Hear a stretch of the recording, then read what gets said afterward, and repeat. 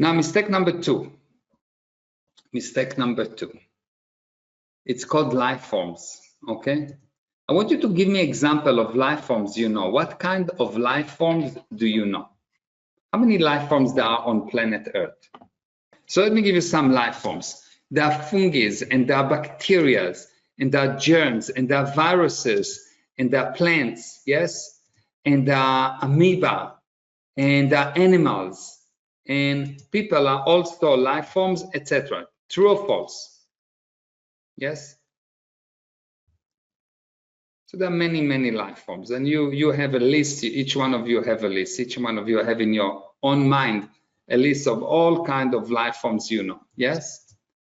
Now, what makes a life form a life form?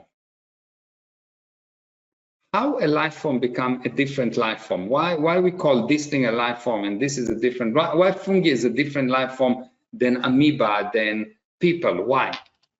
Actually, what makes a life form, each different life forms requires a different handling.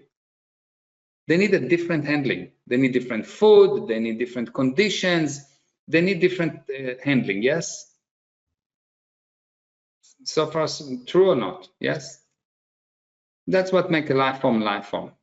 Now I want to ask you, the environment is part of the handling, yes? They need a different temperature, they need some live in water, some live in this, different handling, okay? So now, did you notice that you did not include children in your list of life forms? Is that true or not? No one wrote children as a life form, yes? True, yes? Yes. But is it true that most adults have a belief that children requires a different handling than adults? Fascinating. So basically, secretly, most adults believe that children are different life forms. They're not human. They're not falling under human. They're specialized kind of human by the way that they're handling them. Now, and hence, most parents have the hidden concept that says children are different kinds of species. They are a different life form and they require different handling. How do I know? I'll show you how do I know, okay? I want you to make a list. Of things you would not allow a stranger to do to your kids or any kids. Just make a list of things that are no, never. A stranger, I will never allow a stranger to do it to my kids. Just make a list and let me know when you have it. Just make a list of things that you will not allow a stranger to hit your kid, for example. You will not allow a stranger to talk badly to your kid, or to any kid, yes? Not just to your kid, to any kid. Just make a list of those things. If you don't have kids, just make a list of what you think, like not your kids, like what you will not, what you don't think that is right for stranger to do to kids, any kids, not only your kids, any kids. You don't need to have kids to know that it's not okay to hit kids, for example. Yes? Yeah, nephews or nieces, just any kids, just what you think is not okay to do to kids. Okay, good. Now,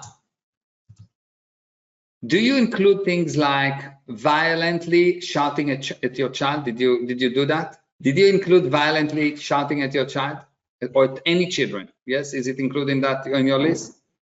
Did you include dragging children body with force? Did you include that? Yes, abuse in general. Did you include insulting children in the presence of other kids? Did you include that? Did you include ignoring the child's opinion? Did you include getting angry with the way your child thinks? Did you include those things? Yes. So do you agree that those things that you include, you cannot find almost any parents that don't do some or all of those things to their own kids? Why would they do that? Because they think that they're a different life form.